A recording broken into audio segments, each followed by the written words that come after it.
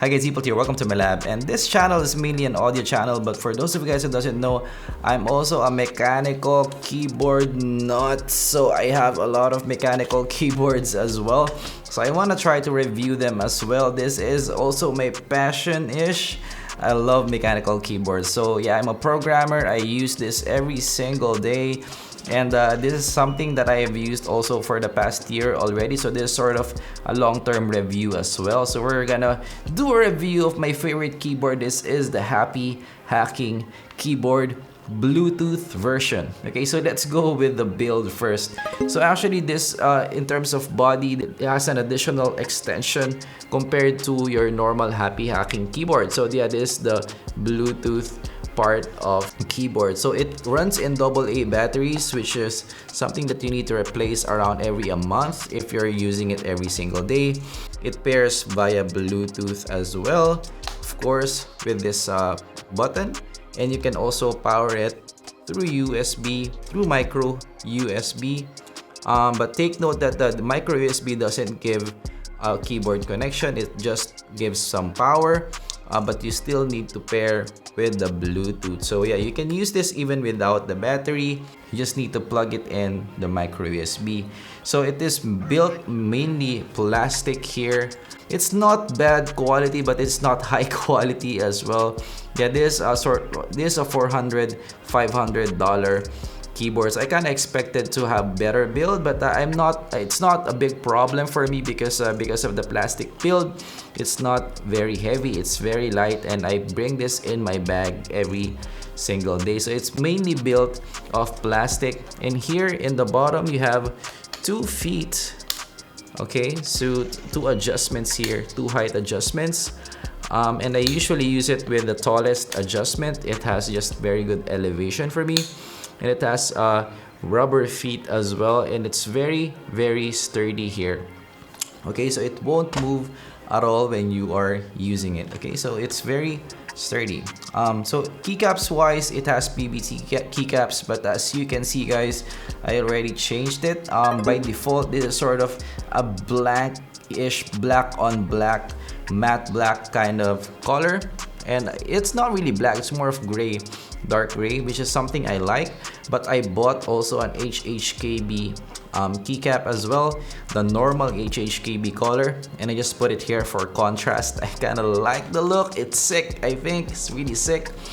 So yeah, it is PBT, and it's fairly thick PBT as well. Not the thickest PBT keycaps I have tried, but it's fairly thick. Okay, so this is how it looks like. I don't actually like to do that because it hurts my keycaps, but okay, for the sake of the review. So yeah, it is fairly thick, and it has nice acoustics as well, I would say. And of course, this is a Topre switch keyboard. That's why it's really expensive. And as you can see as well in the plate, it doesn't have a metal plate, so it's kind of silent like that. It just has plastic plate. And if you can see guys, if you put the keycap in, it will have a sort of click sound. Okay, so when typing, it does have that thunk sound because of that plastic base. So some sample, I think you have heard of this in the beginning, and I'm sure I already caught your attention on how great it sounds. So really the combination of the plastic on plastic and the PBT keycaps just sounds really nice. It has the thunk kind of sound. It still has that kind of stealthy sound, so when you're in the office, it doesn't scream that I'm a mechanical keyboard, but it just really sounds nice. So layout wise, this is a 60% keyboard, so it doesn't have all the keys that you get with a normal keyboard. Even with a normal 60% keyboard, this is sub 60%. This is the usual 60% keyboard, like here in my poker. Okay, so it has the control, it also has the function, and it also has the Windows key here in this part. But here it doesn't have it. It just has the logo of the HHKB, which is sort of matte black as well in my case.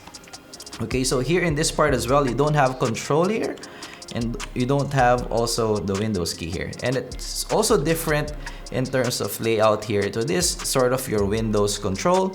or your Mac control if you're using it on the Mac.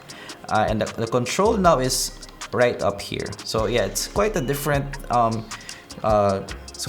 layout altogether. It's something that you need to get used to. Okay, so the arrow keys as well, it's different compared to other 60% keyboards.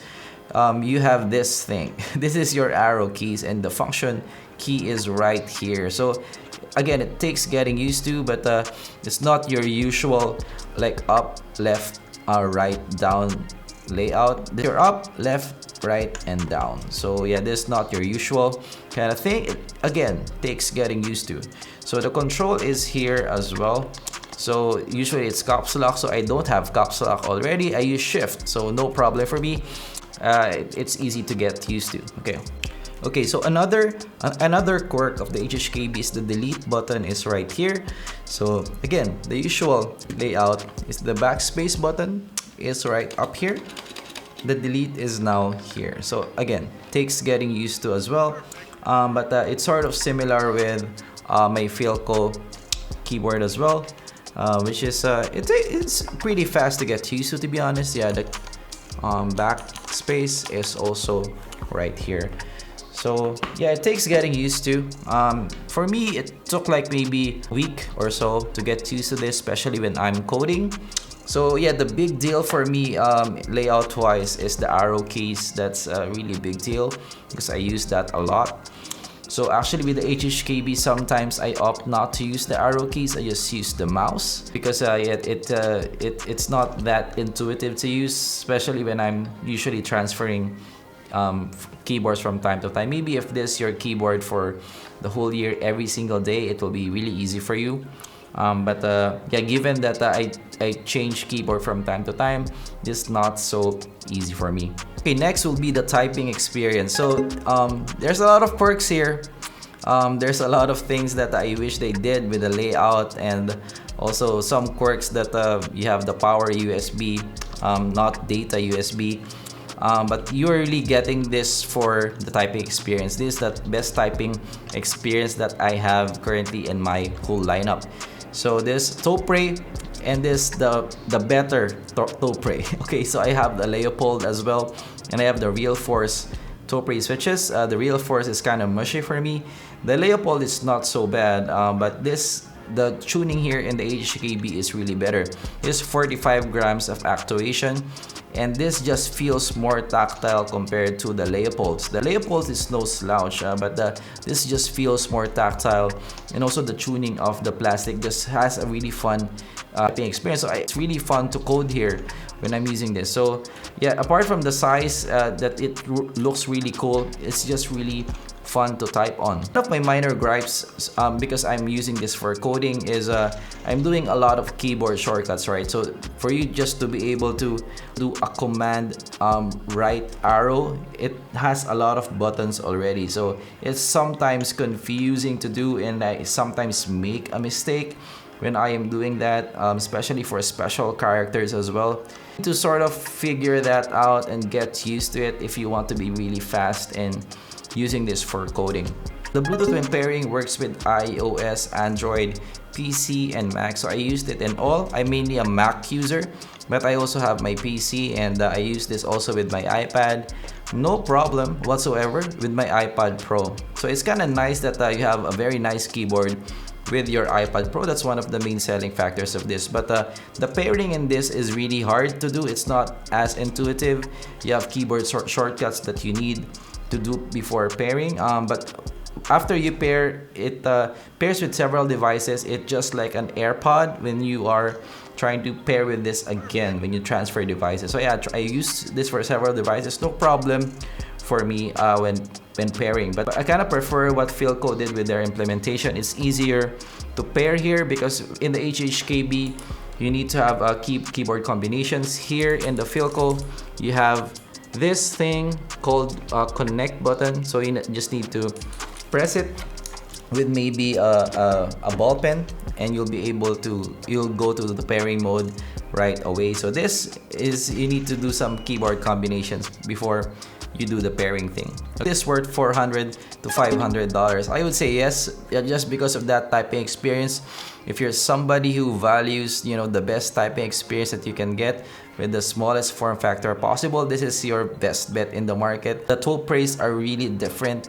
Just the sound of it and the tuning of this one is really exceptional. If you value that fine taste in your mechanical keyboard, is something that you'll get, but of course it will vary from person to person if the value here is big, because Topre keyboards in general, they may feel almost the same as membrane keyboard for some people. Okay, not for me, this is more tactile for me, but for some people who's first time using mechanical keyboards, this may feel like a membrane keyboard. So yeah, for those kinds of persons, maybe not. You may just go with maybe the clears or the blues as well. You'll feel that this a mechanical keyboard. This more of like for fine taste kind of people with mechanical keyboards, and I would say I'm one of them. I really love typing on. Okay, so that is my review and also impression. So this is my first review of a mechanical keyboard, like a sole review. Let me know if you have additional questions down below from a long-term programmer reviewer, and to know about the HHKBs. And of course, I'm gonna review more keyboards. I sort of want to do a poker, and also I have the Mistel Barocco. Yeah, I have a new one that I just got from SG. It's a split keyboard that is low profile and cherry switch. I'm really excited to use that and yeah, take it to its paces, and also maybe compare some 60% keyboards overall. So yeah, in ending, a lot of quirks, a lot of things that you need to get used to. Best typing experience though. So love and hate thing, but for me it's more of love. So hopefully I can see you guys in the next video. If you learned something, leave a like and subscribe for more reviews from a game developer and also a Filipino reviewer. So I'm gonna see you guys in the next video. Bye.